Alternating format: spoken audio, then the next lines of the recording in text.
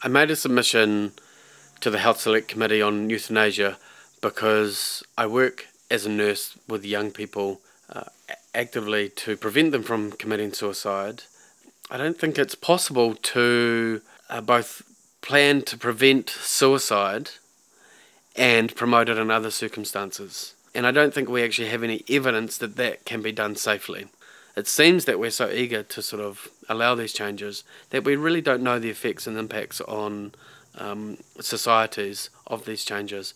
And I'm particularly concerned with the impacts on young people who are impulsive often, or vulnerable, or in despair, or in distress. I think it's characteristic of young people to often think in quite black and white ways. So to me it's entirely plausible that a young person in distress may think, well, if it's okay for them, why is it not okay for me?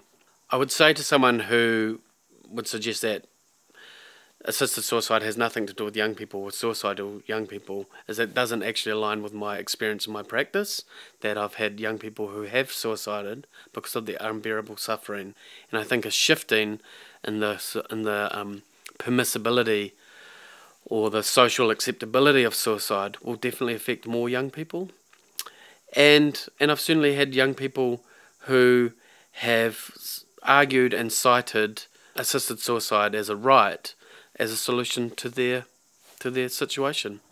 We have no idea about the contagion or negative effect of the introduction of a permitted suicide or euthanasia law in New Zealand would have. So my main objection to assisted suicide is that it's an untested and unacceptable risk to the young people I work with who have and do experience unbearable suffering and are vulnerable to a solution that is final.